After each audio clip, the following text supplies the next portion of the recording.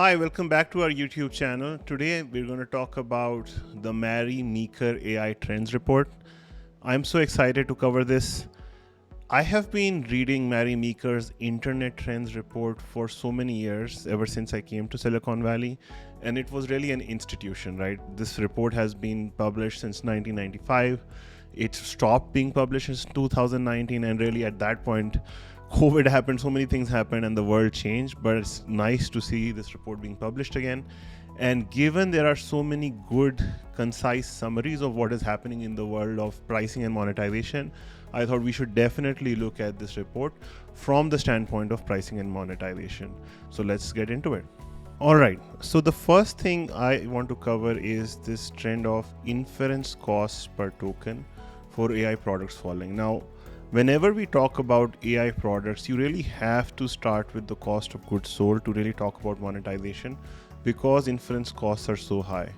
But what Meeker's report points out is that the hardware stack that supports the inference is evolving the fastest.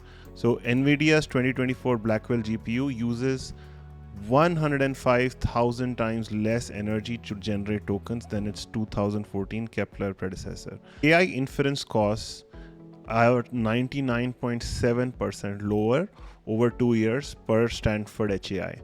Now, this chart shows the reduction in token costs starting with GPT 3.5 to some of the latest models, and we can see here GPT-4 is here and DeepSeek V3 is here. So that's very interesting.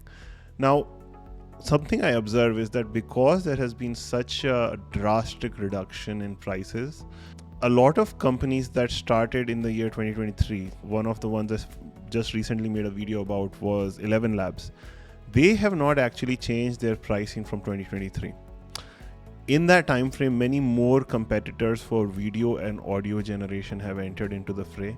So this is me looking at her report. My prediction is that the companies that have become unicorn, like 3 times unicorn status, will have to develop software really fast, because even companies like Google or OpenAI may start to commoditize them. So how long can companies like 11 Labs last without changing pricing remains to be seen, even despite the brand names that they have built. Because if you see this chart, sooner or later you have to think that AI just runs like water and PG&E, right? AI will just become so cheap, so easy to produce on a net ongoing new unit, new token basis, that these players will have to vertically integrate, and the people who are just using foundation models or these models and creating something on top without too much proprietary data will have to lower prices.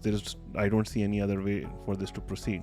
This chart is funny because it talks about what I'm saying, that hey, AI could be as cheap as electricity or water, and it's saying that the price decline, the relative cost, is faster than electricity. It is faster than even computer memory, right? So the companies that were disruptive in 2023 are going to get disrupted today in 2025, right? There is no other way. Another thing that's very interesting is that we seem to be reaching some level of convergence across both open source and closed source models. And if open source models, which are essentially free, are converging with closed source models, and inference costs are reducing for AI, what does that mean? That the only way for Google or OpenAI to build product is vertical integration, right? Because you could run DeepSeek on your machine at some point in the future or even today. When you can do that, intelligence is essentially free, reasoning becomes free, right? The things that you build on top, and distribution becomes the key differentiator. AI will not be the key differentiator. AI will just be par for the course. Now, one of the most famous charts in terms of what's happening in monetization is to look at OpenAI's revenue versus compute expense. And this red, by the end of the last year, they were down $5 billion and they were only up $3.5 billion.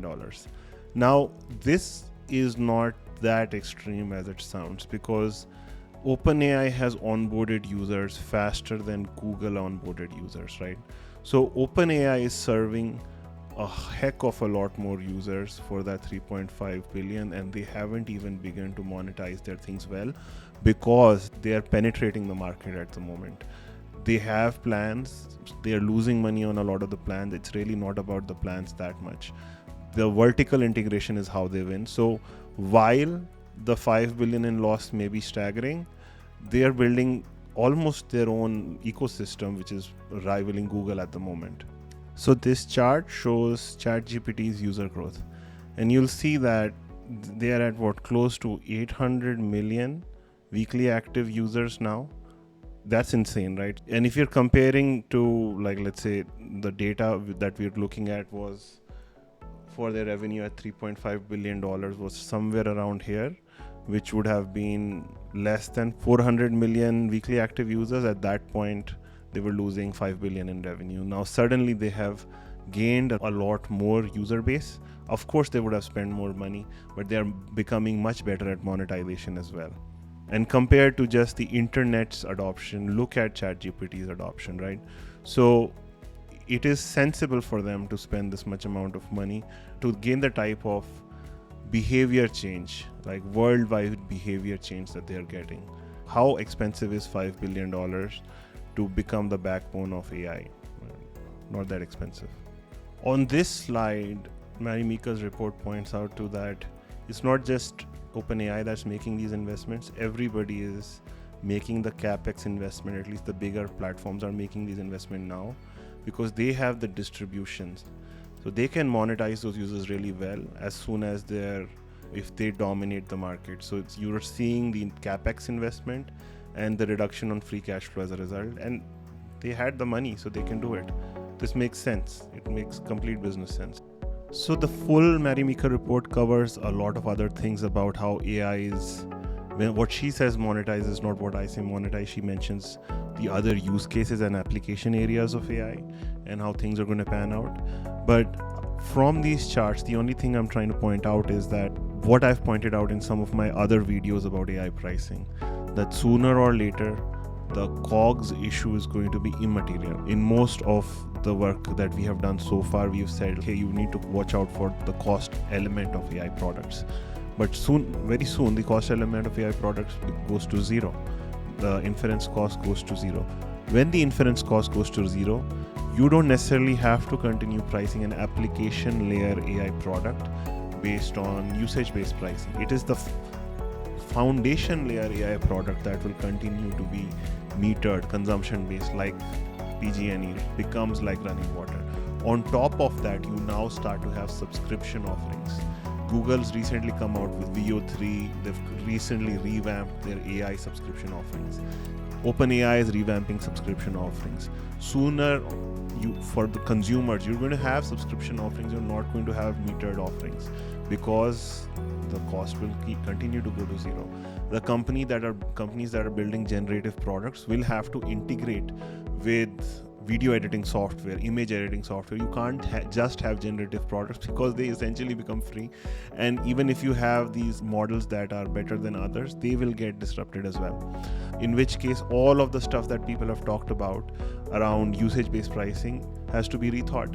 And what now needs to be thought is, if AI does all of the work, then let's now actually seriously think about what does outcome-based pricing mean.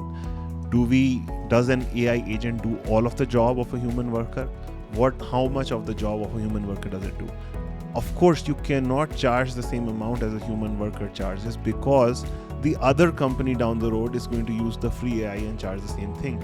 So deflation is the only certainty, right? But it could be that a product marketer that costs you $150,000 today costs you $2,000 next year. It could be that dramatic. The verdict is out on what's going to happen with pricing. We are going to see immense deflation, and pricing models need not just be stuck at usage based on the application layer, but new pricing models will have to be developed for when AI starts to do a spectrum of use cases. When one service does 14 use cases for you, you're not going to be able to pay for 14 use cases. You will have to pay in some sort of subscription-based pricing. And that's what I think the world is evolving to. So I hope this helps. We live in a brave new world.